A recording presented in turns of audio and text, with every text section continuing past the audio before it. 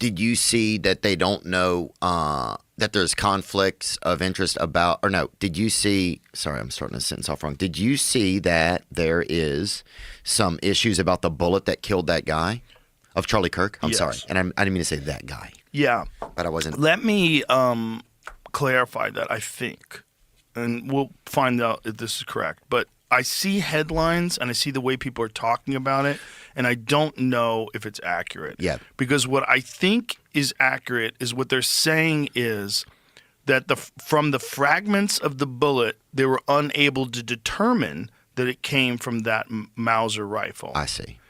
My issue with it, and I'm no expert, but I have shot things. Like, I'm a hunter. I've shot things with rifles. I've shot a lot of rifles. Mm-hmm. A 30-06 is a big round. Oof. That's a big round. Show me an image. Would it hurt if it hit you? Experts debunk Tyler Robinson's ballistic claim. Unable to identify is not the same as ruled out, which is exactly what I'm saying. Right? So show me an image of a 30-06 round, 30-06 rifle round.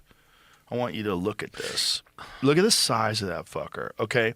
Look at a 30-06 versus a 308. That's a fucking paperweight. A 30-06 it's a big round. You see it in that guy's hand?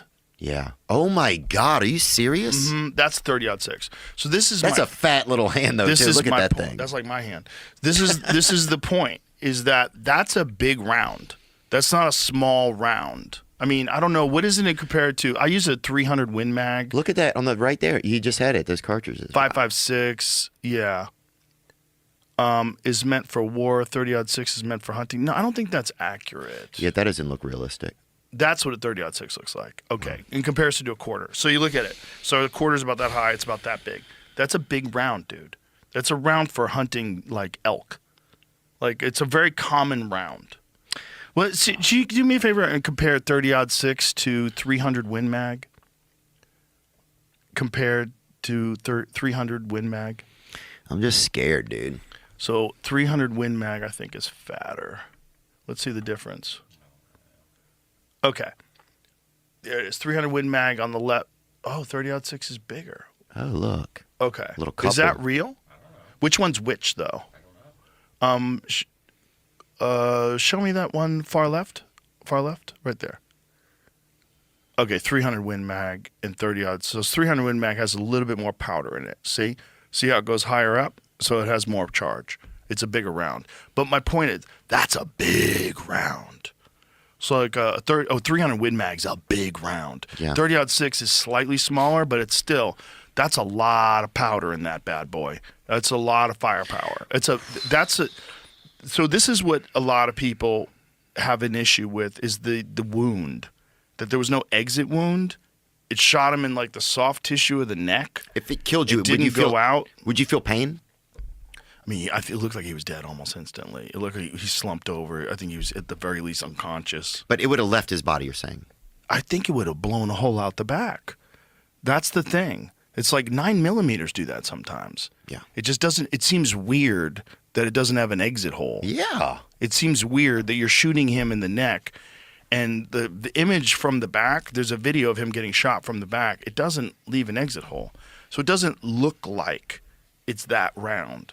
There's also the fact that this guy supposedly climbed on the roof with it and then assembled it, which doesn't make sense, because if you assemble it, that means you have to take the scope off, put the scope back on. You have to zero the rifle after you do stuff like that. Yeah, the guy who had killed or allegedly killed Osama bin Laden. Who's that? Mike?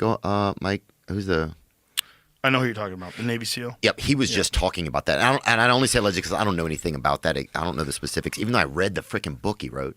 But yeah, he was saying that to be able to do all that and get off of that roof, it all seems bizarre. Not only that, they supposedly disconnected the rifle again, took it apart on the roof, put it in his backpack, jumped off with it, and then reassembled it and left it in the woods. And allegedly was at a Dairy Queen. Do you see that? Yes. Who could shoot someone and go to Dairy Queen?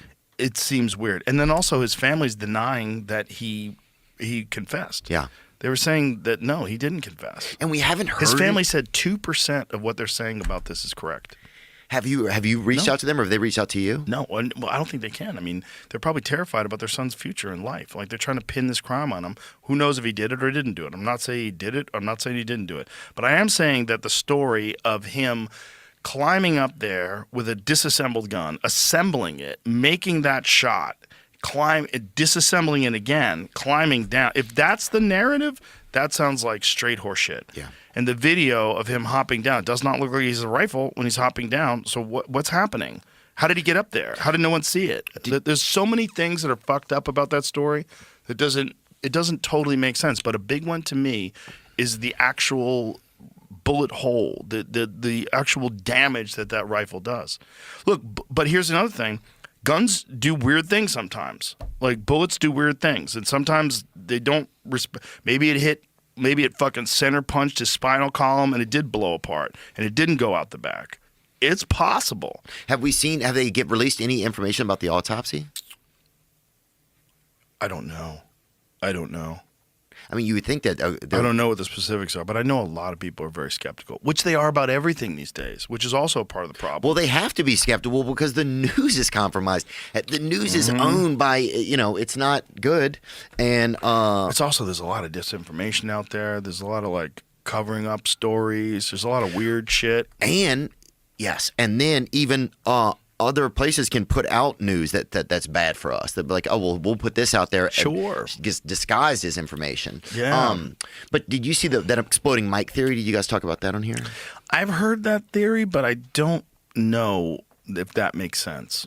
I don't know. I've heard people talk about it, but I hadn't looked into it. It looks like he got shot.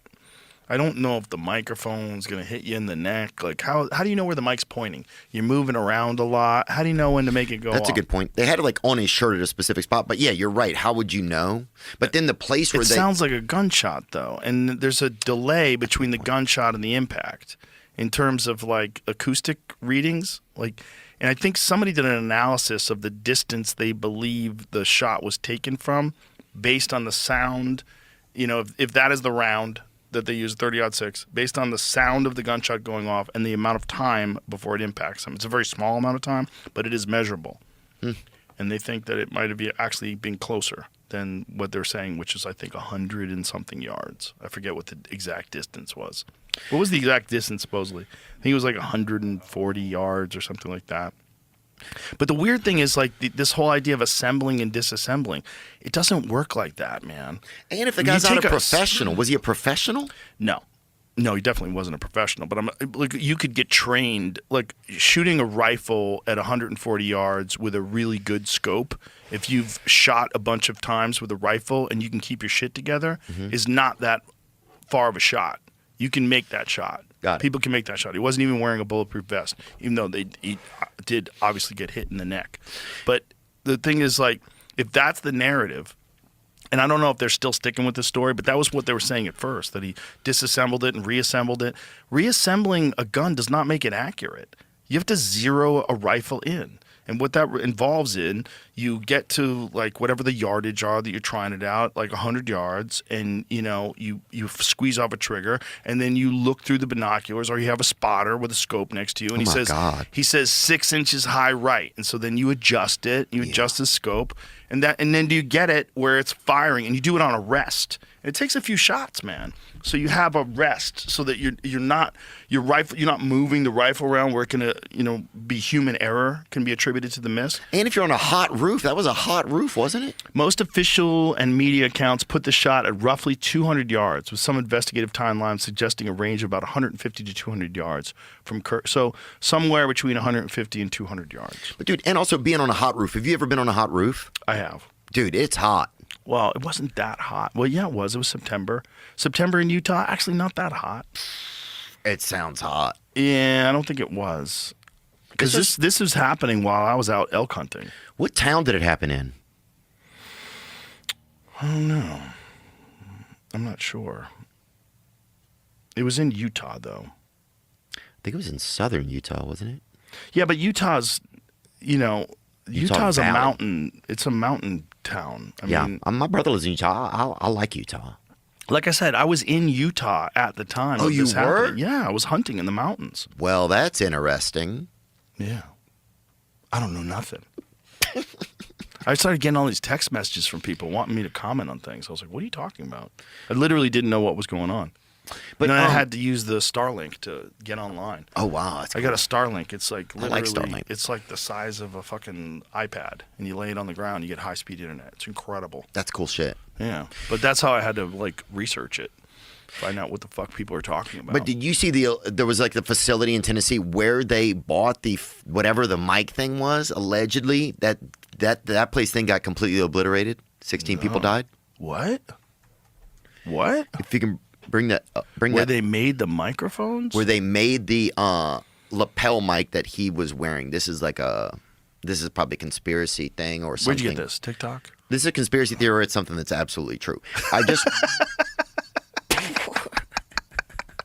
I haven't heard that one at all. I think James Lee said. But it. I'm This is trying James to Lee. stay away from this shit. I That's agree. why I'm not. That's why I don't know. I agree. It's just I think it. I don't know. It's just a tough. So my point about the round is it's a large round, and it seems like it would have done more damage. And this is not my opinion. This is the opinion of many experts. Yeah. I agree with their opinion. It's not uniquely my opinion. I saw it, and I'm like, oh my god, he got shot. And then I heard it was a 30-06, and I was like, That's interesting. it's a little odd. If you had to get shot by, what would you like to get? If you had to get shot, You want to get killed, right? You don't want to get. I don't. Shoot me with a 22. Yeah. Okay. Yeah, I'd take a 22, but a 22 kills people. Where would you People take kill it at? people. Take it in the shoulder, I guess. Fuck yeah, dude. No, you don't want to get shot. Period. I know. I agree, Joe. But I'm just saying, if you had to get shot, how do you like? Because here's Butt the thing. cheek, 22, and tighten up. There's- Take it in the butt cheek. Bang. I don't know. Not good. But there's gonna be no bullet is good to take. But the point is that seemed like not enough damage for that kind of round. But I might be wrong. Again, I might be wrong in that bullets It's okay do if you're weird wrong. things. If it hit the spine and it blew apart, but I just feel like you would find a lot of it in there. Dude, Especially if there's no exit wound. Like, how come you can't find? the whole thing's bizarre, dude. Did you see the part, Jamie, that I'm talking about where that thing blew up? Oh yeah, but I'm trying to find a good explanation. Of Okay, the understood. And there may not be show, one. Thank but, you. I'm sorry. Because I know I brought it up yesterday. Oh, you did? Okay. Yeah, it's just like I don't know. I think I'm just scared, and it's like, yeah, what do you? Here it is. I just don't know 18 yet. people unaccounted for after deadly explosion rocks Tennessee plant. First responders funny. rushed to Accurate Energetic Systems. That sounds like a CIA operation. A facility on the line of Humphreys and Hickman counties that processes ammunition and explosives. But is this the place that made the microphones? So the conspiracy says that the microphone was taken to this place to be converted into like an explosion. Somebody found an invoice from it. That's what it was. That was the Yeah. piece of information that was going around. Who found that? Is that James Lee found that? Not sure. See if you can find what James Lee has to say. He's my number one source of information. That's what I heard, dude. Found out that wild times. Wild times when people celebrate people getting killed now. Like, that never happened before. Like, even when someone bad got killed before, you're like, oh, wow, that's kind of crazy. I've been thinking a lot about this. You know? And I think that, like, I don't think we all exist in the same reality anymore. Not on some multiverse shit, Right. but, like, just, like, how we see the world. Yes. Yes. And it's, like, especially with Charlie's death, because I was in Australia when it happened, so, like, I had time. Like, I wasn't doing pods, I wasn't doing stand-up. I'm just, like, sitting around in a trailer all day this movie. So I, like, started watching, like, a bunch of his stuff. Also, I want to say he did something really cool. Like, I didn't really know him, but, like, you DM'd a couple times, but he saw a headline about me once, and he DM'd me. And, like, I don't even have a relationship with this guy. He goes, this headline looks a little weird. Like, I know we don't really know each other, but, like, is this what you meant? And, like, there are people who I know I've considered colleagues that haven't even afforded that to me. Yeah. They just ran with a headline and, like, made a video, got clicks, views, or whatever like that. Right. Like, this guy I don't When- even know hits me up and goes, is this what you meant? Yeah. Very cool. I Anyway. met him once at a gun range. Oh, really? Yeah, I met him at Terran Tactical. So I was down there training. You know, do you know what Terran This is the Tactical one where is? you see, like, a lot of, like, Yes, celebs. the that go- one where you yeah. see celebs. He trained Keanu Reeves for John Wick. He's the man. Like, Taron Butler is like a multiple-time world champion shooter of those, you know, the events that they have where it's timed or a shooter ready. Yeah. So I met him there. Seemed like a real nice guy. You know, I didn't know anything about him back then. I didn't know much about his beliefs and views that were controversial until after he got killed. And then people started sending me stuff. And I was like, okay, what's the context of this? That's he shouldn't have said it that way. There was some ones that we've talked about before. One specifically, but look, the fucking guy, first of all, was 31 years old. Yeah. All right. When I was 31, thank God there wasn't like Twitter, or especially when I was 21. Oh my God, thank God. Thank God. Judging like that's like that Nick Fuentes kid. He's like 26. Thank God. It didn't exist when I was fucking 21. Dude, I was a fucking moron. I was a complete moron, like most people, especially if you grow up around morons. Yeah. But I think he said a few things that if I was his friend, I would say, don't say it like that. I know what you're trying to say, but don't ever say, when I go into a cockpit, I hope that the pilot, if he's black, is qualified. I know what you're trying to say. You shouldn't hire underqualified pilots. Yeah. But saying it like that, Just because of the color of their skin. He's probably not hanging out with black people, not knowing how offensive that's going to be Right. for them. How you got to go, that's not what I meant. Like you gotta. That's not what I meant before you say it. Yeah. You got to run it through the filter. Like, what am I trying to say? Yeah. We all don't want unqualified people to do dangerous fucking jobs, period. Doesn't matter what race they are. If all of a sudden white people became a minority and they had to start hiring dopey whites, we'd be upset. And he makes that argument fucked. a lot. Like, he makes it with sports. He's like, all right, if the NFL is going to be 50% black and, Right. So, but again, like, the context is taken out. Yes. And I think that's what happened. Like, the algorithm flattens all of us into a two-dimensional person. And, like, only the views that tap into, your biggest insecurities, your biggest fears, not the views, only like the lines we say or the videos, whatever, that tap into those things. Or what terrible things you want confirmed. Exactly. Yeah. The things you won't confirm. Like, that's what the algorithm does. And, like, I realized it when I was doing like a promo tour for Life, my last special, right? I would go on a couple pods that like, and like maybe like 10, 15, 20 minutes into the conversation, I would realize like, oh, wow, they have a very different view of me than me. The New York Times one. No, well, the New York Times one, I was like expecting it for sure. But even when I went on Dax's podcast, Dax knew me. But his co-host, I was like, oh, she has an idea of me that's like cultivated by the internet and headlines. Cartoonish. Exactly. And it's just a flattened version, right? It's like there's really no humanity in it. It's just these are the things that people are saying that I'm saying with no context. Right. And then you just create an archetype. And like, I think in a lot of ways that's the Charlie thing to the furthest extreme, right? It's just like, if you're on the right, there's one version of Charlie. If you're on the left, there's another version of Charlie. Right. And when he died, this person that you saw as like a good, God-fearing man, you're like heartbroken by it. And then on the left, this person you saw that was like bigoted or hateful, you're like, okay, I'm not really heartbroken by it. Some people are even crazy enough to be like, he deserved it, or this is what you get, right? But they can only have that feeling if he's completely dehumanized the version of him that they see all the time. Mm-hmm. That happens to you. It happens to me. It happens to like anybody who's on the internet talking, for a few hours a week. And when I saw that shit, and especially I saw like this visceral reaction to Charlie, that's what sows the insanity in the country, because the people on the left are seeing the people on the right be heartbroken, but they're like, why are you heartbroken over this guy who's a bigot? And the people on the right are seeing the people on the left celebrating. They're like, why are you celebrating the death of this God-fearing family man?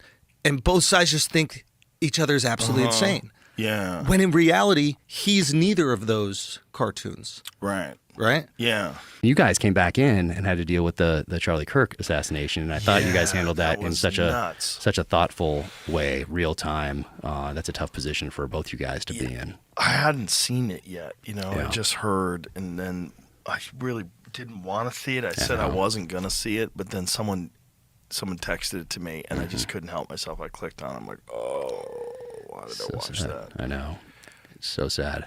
I was signing those books. I was signing the books right there that day with my chief of staff, and she was passing me the books, and I'm signing them. We're checking off the names for these pub boxes, and all of a sudden her phone goes off, and I hear she screams, and it's like, whoa, what happened? And her husband is in the security field, and she said Charlie Kirk's been shot in Utah. I'm like, so I of course go to X and then see it, And then I didn't get to my kids in time because my daughter and our youngest son are both follow him, feel like they know him essentially, and I didn't get to them in time before they saw it. So our youngest I was most concerned about seeing that, being away from home at boarding school. It's different than seeing in the paper or on having Walter Cronkite report that JFK was killed. That's different, I think. Challenger for us in school when we were growing up. Like we saw it explode, but you're not seeing the people. You're not seeing it as viscerally from all these different angles, from cell phones immediately. So graphic, just so heartbreaking, so heartbreaking.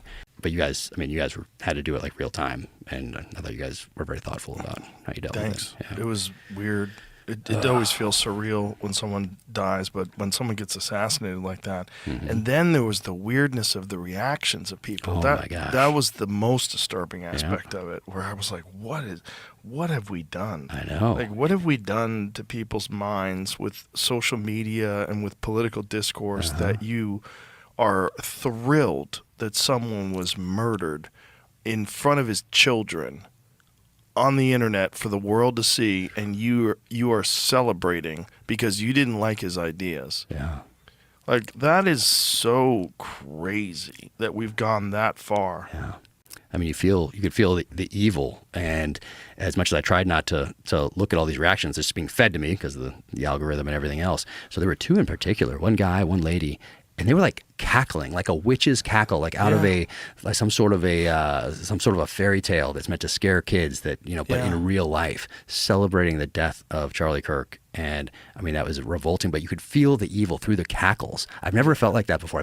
Very few times, I should say. And I think a lot of it is very performative, and I think a lot of people are doing it for clicks and likes, and they think that there's a lot of like-minded people that feel the way they feel. And then there was a wave of people that were like excited about losing someone who was a right-wing influencer. They were happy about it.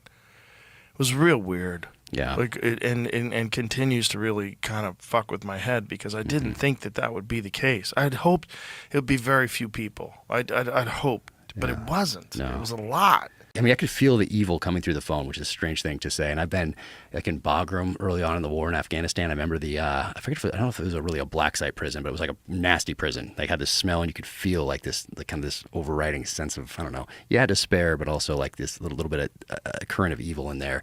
And then same thing in Baghdad, where they held Saddam, like being in there. I've been in both those places, and you kind of feel a little, but even more so, you feel it with Saddam's kids, and they're like they have these little islands and palaces, and you know what they did there, like pulling girls off the street and that sort of thing, and you just feel dirty, and you feel evil. I mean, you sense it. I think that's perfect. Comparing these extreme woke leftists to the most evil people in the world is about right. Just look at this collage of Antifa mugshots. Do they look like good people to you? And it was crazy. So right after Charlie Kirk, remember the only thing we had was that this guy was in black, right? So I'm on edge. I'm like devastated by this thing. I'm like really feeling it. I met him once, didn't know him, but we have mutual friends who were very close to him. So anyway, I was just devastated by this thing, and the kids saw it, so I'm devastated by that. It's just, it's awful all the way around. And there's a knock at our door, and I'm like, and this is like the next day. And I'm like, no one's supposed to be here. Our gate was busted, so we're getting a whole new security system, but the gate was busted then, and it's being fixed now. So I'm like, oh, what is this? And I can look out from a place where no one can see me, and it's this guy in all black. Oh. I knew it wasn't, in my mind, I knew this isn't the person, but you're hearing that's the only description. This guy is head to toe black, up in the mountains where I've never seen him before. Like, you have to work to get up to us. But his car was semi-nice, parked outside. I'm like, what is this? I feel like an Audi or something. I'm like, this is weird. But he was overweight. He clearly didn't fit the description, but all black. So I'm like on edge already. And so I grab the pistol and go down to the door, and his back's to the door. So you can't see his face. So I'm like, what? So I had the pistol behind my back, a little 226 behind my back, because I can do some work with that thing. And I'm like, yeah. And he's like, oh, we're doing some work around the corner with some cement. Do you need any work with cement around here? I'm like, no. Like, usually I'm pretty nice to people. But I was like, and he's like, oh, okay. Walks by. You can't just walk up people around here like that without an appointment. Clearly, the gate is meant to keep people out. Right. And you come up all dressed in black the day after this thing happens, and you randomly knock on a door. And then you turn your back to the door. And you have your back to the door. That's so weird. Bizarre. Do you know who the guy is? No, now? I was just like, I mean, he was doing some work on one of the other places. You want to know by. if you need cement? Needed some cement. Isn't that odd? But in my mind, I'm like, well, is this casing for Did you something? wonder if maybe he was like a stalker fan that found where you are and that was his excuse? I didn't think about that. I was more thinking about just the description of the Charlie Kirk person. That's being what all I would black and, think like, immediately. It'd be like, oh, you have cement? Yeah, like Yeah, it was why do you have so extra cement, dude? Bizarre. You knocking on people's doors asking if they need cement? And Really? I think it was really somebody hustling, like trying to do some work, like Sure. handyman type stuff, whatever. But that was crazy. One other person came to the house when they shouldn't have, and that was like, it was very strange. And anyway, but there's if only, you're in the mountains and someone visits you, it can especially in be the middle of the night. Like that was during the sketchy. day, but this other one was in the middle of the night. The middle And- of the night? Like yeah, how late? Like midnight. Oh, yeah. Jesus. Yeah. And so that one, I put the AR by the door, had the pistol, and went over. They were looking. It ends up they were looking for another house up there, but it was very bizarre. Yeah, it's Late in a storm. Oh, coming boy. down. Yeah, coming down. So you're like, was this one of those things where you open the door and the other guys rush in? Type of a Right. thing, because it was a lady stumbling down through the snow with what I thought was a headlamp, ended up being her phone. I saw a video like that online where this lady knocked on the door and a then- bunch of dudes came. Exactly. Yeah. Exactly. So anyway, yeah. So working on the new security system. Yeah. Get some. But it's if you come knocking on the door, it's you shouldn't be there. People need to have a little more common sense. Yeah, there's something about the woods and the mountains alone when you're by yourself that you worry about people coming to visit you anyway. You worry about people just showing up. Right. It's not normal. No, and if you're a person that just shows up, you have to recognize that's a very vulnerable Yeah. position. Right. By yourself in a house in the woods or with your Yeah. family in a house in the woods and you just show up while it's snowing. Yeah. This is the beginning of a movie. Right. It's a horrible movie. Exactly. Yeah. So, and when we lived in town, people did come by and kind of expect it. You live in town, there's no real security, whatever, it's kind of like more expected. That's But a when you're little way more up there- normal. Uh-huh. Yeah. When you're way up there, and especially on the guy dressed Isn't in that black weird? was weird. Like when it gets darker, like when you're rather Mm-hmm. in the woods and it gets darker and then people show up, those people immediately seem like danger. Suspect. Yeah. I mean, that's the old instinct that kept us alive for so long. Like, I need to be on edge here. Exactly. And tell who is his friend or foe. PBS very respected. BBC very respected. Like because of the past, and it just got infected by zombies. They just made their way through that gates. They just, and they took over the staff. Blue hair. What's next? There's a rejection of that, but the scary part is what we usually do is we do something like that, and then we overcorrect. Right? And then we go like white nationalists. Fucking, we're all Christian. Get rid of the Muslims. You know what I mean? Like it gets scary when there's like hardcore ideological conflict because people push back. Oh, you want to know what a bitch is? I'll show you a fucking bitch, right? That's what happens. You gonna call me a bitch? Okay, motherfucker, it's on. And then that's what people are doing on the left and the right, and the ultimate expression of that is obviously Charlie Kirk. Charlie Kirk gets shot, and people are celebrating. Like, whoa, whoa, whoa, whoa, whoa. You want people to die that you disagree with? Like, where are we right now on the scale of 1 to Civil War? Where are we? Are we at 7? Because I thought we were at 5. I thought we were like 4 or 5. But after the Charlie Kirk thing, I'm like, oh, we might be like 7. This might be like step 7 on the way to a bona fide Civil War. As soon as you start like regular people celebrating somebody getting murdered in front of their wife and kid on television in front of the whole world, as soon as you celebrate that, like, man, you're in dark territory. You're in dark territory. And if the worst thing you could say about that guy is that he said some things I disagree with, and you're celebrating that he got shot in the neck in front of the world, whoa, and you work at an insurance company? This is nuts. And you thought it was okay to say that on Instagram? This is nuts.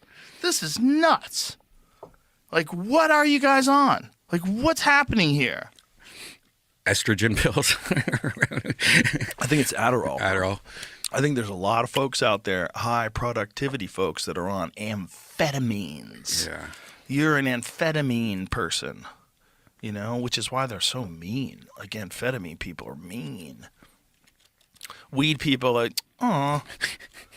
We people are like, well, man, like she's in a bubble, and like the people she's around, they all think it's the right thing to do. That you have the platform, and it's right. Like, you don't know what's right. I don't know what's right. Nobody knows what's right. The only way you find out what's right is you got to talk to people, and you listen to like their logical arguments about something. You go, oh, okay, yeah, you got a good point. I never thought about it that way.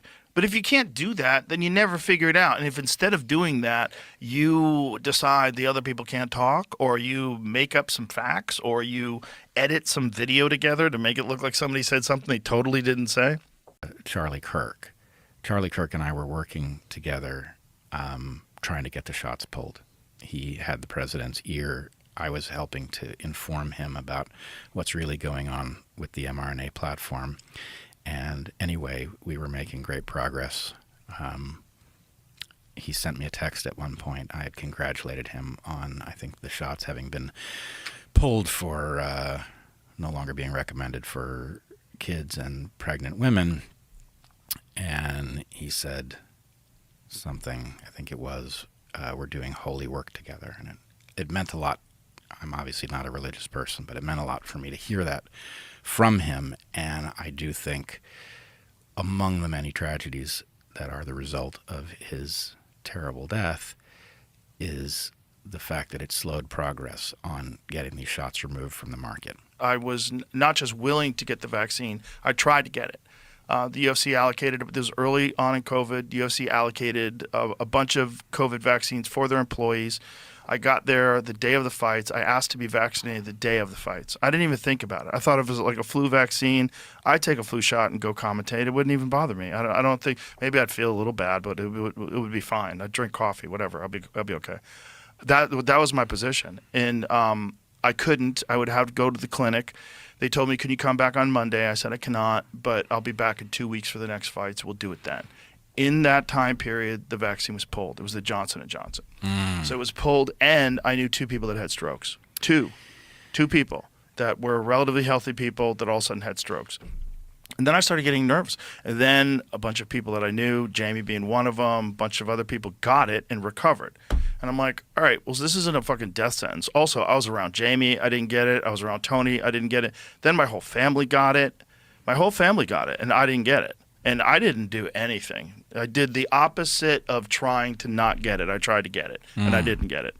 And I'm like, okay, well, this isn't what everybody's saying it is. It's clearly not what everybody's saying it is, especially not to – I would say on the healthy scale, I'm an outlier. I'm very healthy because I spent a lot of time working on it. Yep. And I don't think you should punish people that are unhealthy. But I also don't think you should punish me and force me to take a medication under the guise that it's to protect the people that are unhealthy if this fucking stuff works. Because if it works, they should take it and they'll be protected. It didn't make any sense that everybody who is not vulnerable was going to have to take this medication. It was just complete illogical thinking. Like, does it work? Does it stop transmission? Does it stop infection? That's the initial assertion. If it works, I don't need to take it. Right. They need to take it, and I'm the fool if I don't take it. None of this made any sense, but it was just like cult thinking. It was like it had become this, we had been isolated, this bizarre psychology experiment had been done on every living human on the planet. We'd all been isolated, removed from everybody. A lot of people have been forbidden to go to work. People were working remotely. Everyone was like huddled together in fear without any contact with the outside world for a prolonged period of time. And in California, which I think to this day is probably the most devastated by it psychologically. I was back recently. People are still wearing fucking masks. People are still putting masks on when they go into Starbucks. It's bananas. There's a bunch of people like that, like way more than you see in Texas.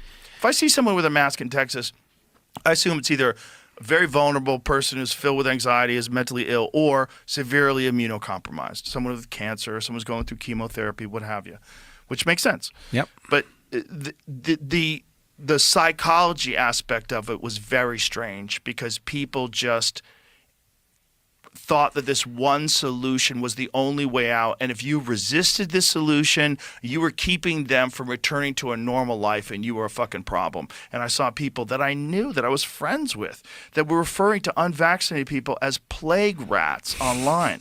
I was like, this is crazy. First of all, you're so unhealthy. Like, I wanted to post it, but I'm not a mean person. I don't want to attack people. But I was like, I know you, motherfucker. You eat donuts all day. You haven't worked out a day in your life. And now you're telling everyone that they have to do this or they're the problem? Like, you're so vulnerable to everything. You have no vitamins in your system. And you're out there telling me that the only way for me to get healthy is that I have to get vaccinated, I have to get injected with some experimental gene therapy? And that's the only way? Even after I've gotten the fucking cold and gotten over it? This is pure madness with no objective analysis of all the details and the facts, and a logical conclusion, a logical breakdown of their perspective on what this thing was. No, it was all groupthink. It was all adherence to this one doctrinated and the unvaccinated. I had people on my podcast like, this is a pandemic of the unvaccinated. I'm like, shut the fuck up, you parrot. Like, are you a man? Are you an actual human being? How the fuck did we survive 1 million years of evolution to get to you, you fucking bag of milk? Like, what are you talking about? Everybody has to do what you did? You're not even healthy. This is so crazy. You're jumping into the game in the fourth quarter and telling people how to play. Like, you didn't play the game. You didn't do a day. You sat on the fucking bench. You did nothing. And now all of a sudden you're talking about health? This is crazy. Charlie Kirk was holding something together, and now it's You think really. so? I think people are. I don't. I think he was. Well, it seems watched like some of it from this week. his death out, there's a lot of chaos on the right. But is that because of his death? Why are all these people attacking each other? Or is it because, there's people out there that are saying wild shit, and then other people are being forced to defend them, whether it's Candace Owens or whoever it is? I think the conservative movement was always a weird bringing together of about 3 different things. What are those things? Like foreign policy hawks, social conservatives, and big business people. Mm-hmm. And William F. Buckley Jr., is that his name? Am I getting that right? But like the National Review, he managed to purge all the John Birch Society people and say this is mainline conservatism going forward. And then Reagan was able to like dovetail him with that. And there was like there was a coming together of 2 people who it didn't make a lot of sense for like a religious conservative and a big city finance guy to share a platform together. But under that project, you could bring them together. And that it breaks apart, and you can see it now. Like, there are a couple of things really breaking up. Like, where is the right fracturing in Arizona at the moment? It's like Israel is a fault line. There's no holding together the 2 wings of the conservative movement under Israel anymore. Is there? Like, the Tucker Carlson wing of that discussion and the Ben Shapiro wing don't seem to be able to harmoniously go in lockstep. No, they hate each other. They really hate each other. There's a conspiratorial wing, and there's like a big business wing that don't want to get along. There's libertarians and there's conservatives, and they match up on a couple things, but not a lot of things. In terms of like, what is a family? What are our values going forward? What should we have religious values in the law? A lot of people on the right would say yes. A lot of people on the right would say no.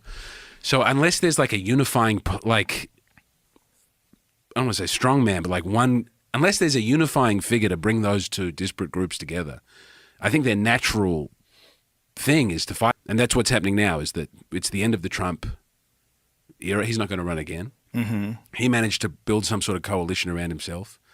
And that's, I think, Mr. Kirk's widow, whose name I don't remember, who had the gold outfit. Erica Kirk. Yeah. Who I don't watch a lot of the speeches because I get all secondhand, but she's going like, we need to get behind JD of holding this together. And he's trying to, he's not making a call one way or the other. He's trying to allow the 2 parties to duke it out, see who rises. I guess he'll see who wins. Boy. Well, that's the thing. It's It's like an someone has unnatural got to coalition. win, right? Like something's going to or they're just going to just like diffuse the whole right-wing movement by being constantly at war with each other where there's no consension.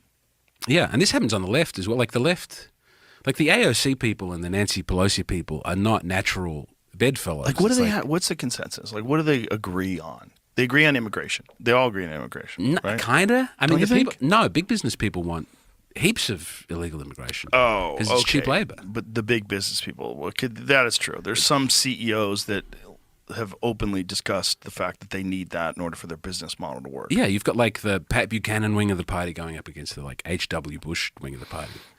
So I don't even think they can get around But that. most people would say that having an open border, most people on the right would say having an open border is a real problem. You need Yeah. to close the border. Like if you were a right wing person, you ran on, let's open up the border again. We need illegal immigrants. We need the labor. Yeah. It would be over. You would wouldn't never win. Yeah. You would never win. You could govern that way, and I think people did for a long time. But you could interesting. never have that as your public position. Right. You could let them sneak in, let it slippy slip. Well, like but you Biden was couldn't- always saying, we're tough on the border. And then you go, Yeah.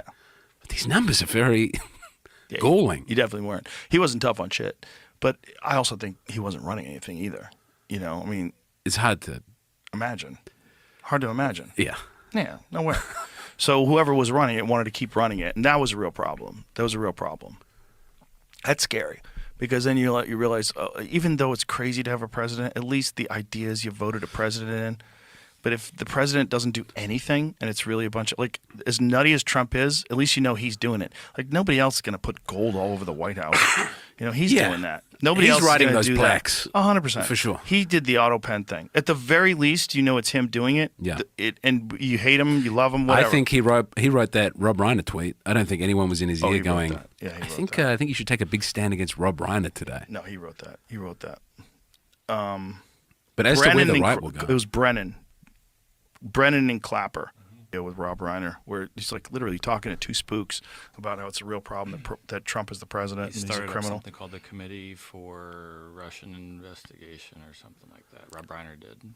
So no one he's- apologizes for the Russia stuff. No, it's crazy what they did. The And COVID stuff, no one apologizes for. no, they completely lied. As much as you can hate him about a lot of things that Trump has done, you can't just let people get away with making a fake story about him colluding with Russia. Like, that's a fake story.